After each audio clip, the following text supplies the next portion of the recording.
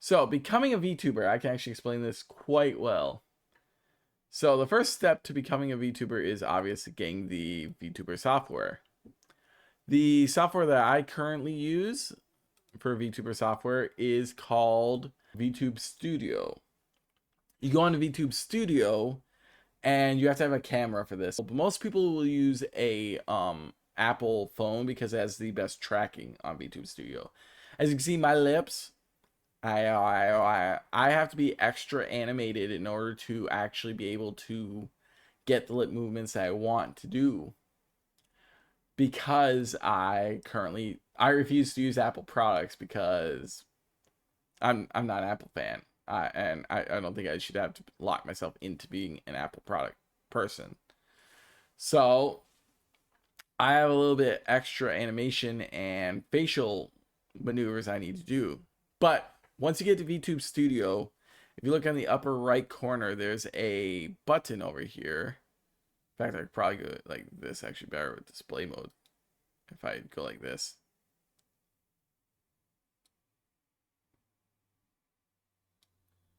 So let's go like this. Place this over the top. As you can see, on the right side here, I have buttons and stuff, right? So if you click the upper right button here, you have options to change your different models. Like it comes preset with models like Akari, Hijiki, Hiyori, Wanko, and Toro. Those are perfectly fine.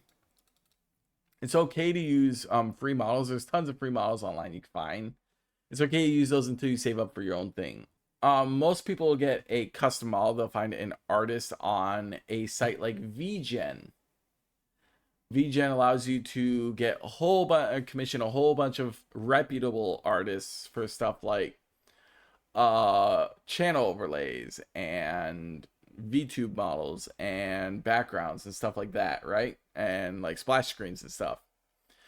So they'll save up for the thing they want. They'll find the artist that they want to use, and then they will send that off. Like they'll save up payment for that and then start there.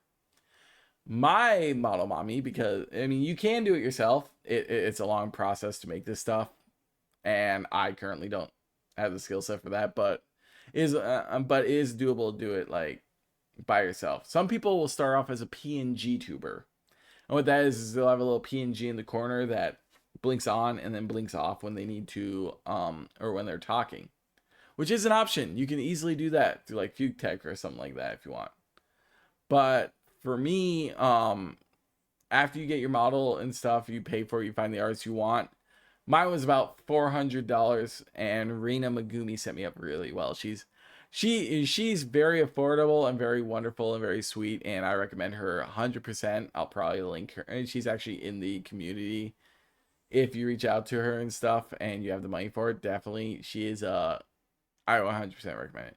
But after you get your model, you have to drag and drop the files onto here, and then you're going to need OBS or what's the other one? OBS or crap, I forget the other one. Most people use OBS. Anyway, you'll download OBS and then you'll have a splash. You have to set up what's called a spout to capture. And the spout to capture, if I go over here, sorry. The spout to capture allows OBS to talk with VTube Studios. And essentially it sets it up so that way you can do different things like backgrounds. Unfortunately, I've not figured out a way to get my spout 2 capture to work to where I can have like a room and then go into game and stuff and still have the spout 2 capture work. I still have to do it where I have to change my color. So in that case for me, like I'll go to change background here, and it comes so much with like free custom backgrounds. Like right now we're using Peaceful Park background. And I'll go down to color picker, right? So when I want to do games and stuff, I have to set my background to pure black.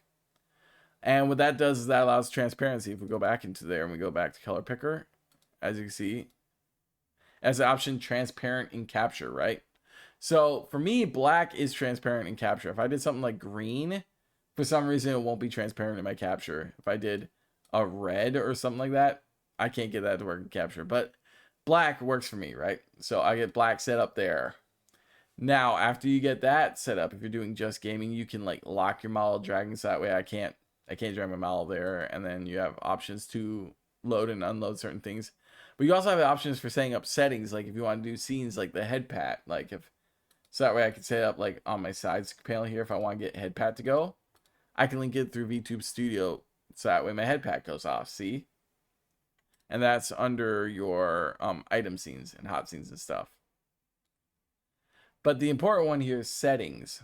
If I load up my settings here, as you can see, I've got all sorts of different settings for advanced lip sync options. I've got channel link, other fun stuff like that. So you set up the bare bones basics first for stuff like this, and then you'll go and you'll set up. As you can see, I'm using the webcam tracking. You make sure your tracking calibrations, everything's set up with your camera that you're using. And then you'll go over here, and this section is for specific configuration of certain parts of your model. The model settings, right? This tweaks things like your physics and your dragging and stuff. So like if I wanted to have my auto breathing going off, see how my auto breathing is going on here? See how my chest is rising and falling slowly? If I turn that off, I don't breathe anymore, which is unnatural. So I turn on auto breathing there. Blush when smiling, or something like, if I'll do a quick little parameter change for you. I'll show you like my mouth movements, right? If I scroll all the way down here, my open mouth, I currently have that set to 0.6. This output is how high something's going to go. So this is max 1. I can bring that up higher, but 1 is like you see, that's just 1 max here. That's where the parameters are set. So if I set this to something like, let's say, this I set to 0, and then this I set to 1. Sometimes you'll get a little bit of flickering in the mouth. And so I can set it like this, and sometimes it can actually be a little bit smooth. But part of the problem is sometimes, like right now, right, my mouth is much more open than what it actually shows in my model. If you look right here.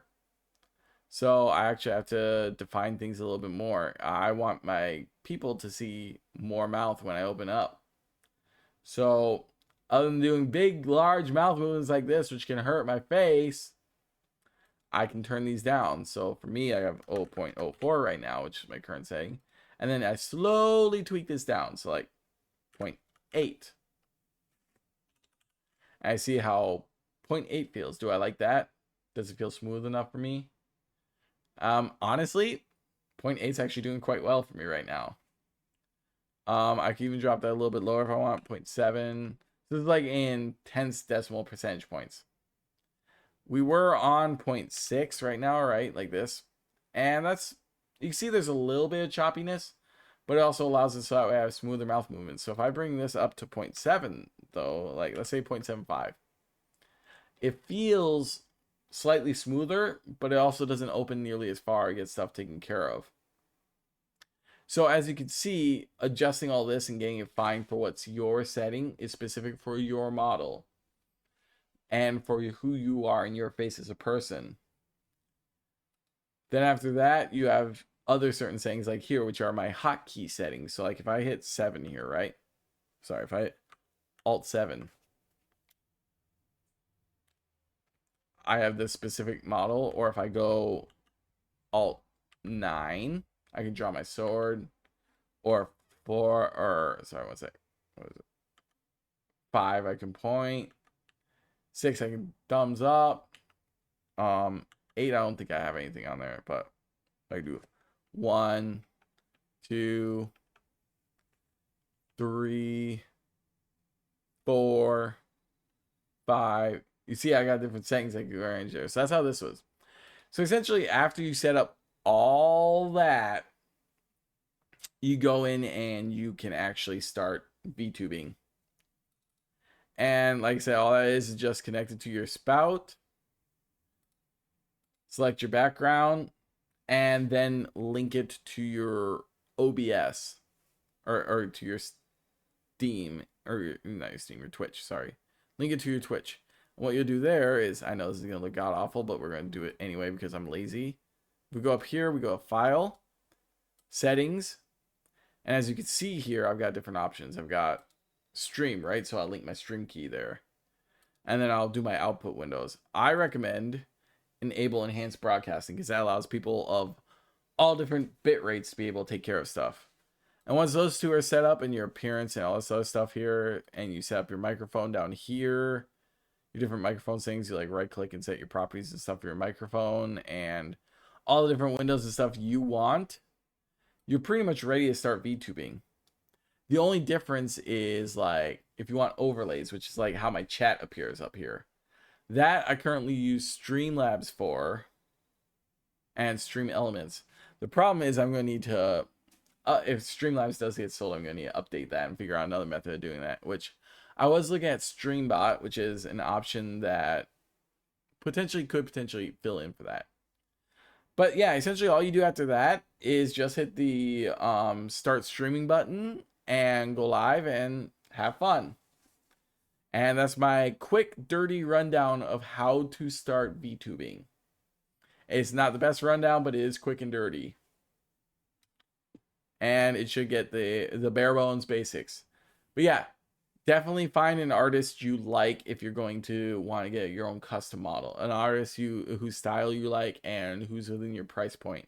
Don't just go with a big artist just because, hey, I like your style. You seem to be very popular. You created like Iron Mouse and you created Nannies, or you created like Vexorias or other models. I want you to make my model because they might not be a style you feel comfortable with.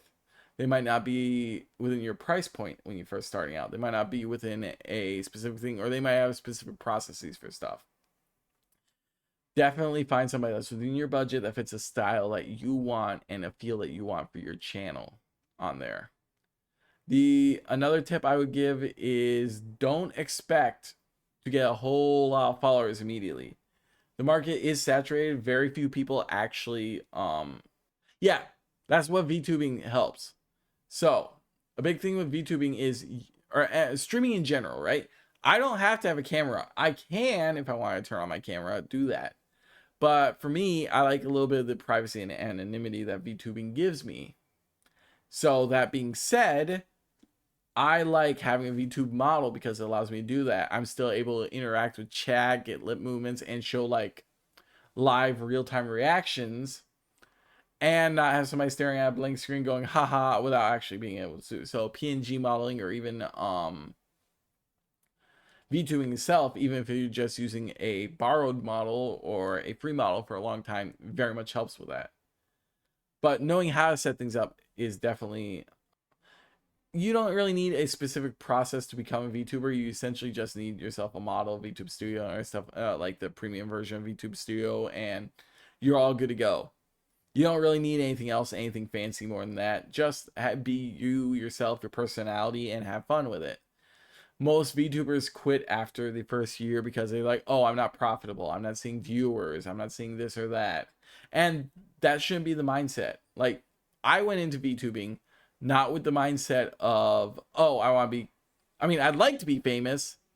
I'd like to be somebody that people can rely on. But no, I went to VTubing because I wanted to make people smile and make people laugh and make people's day a little bit better, even if that's one person.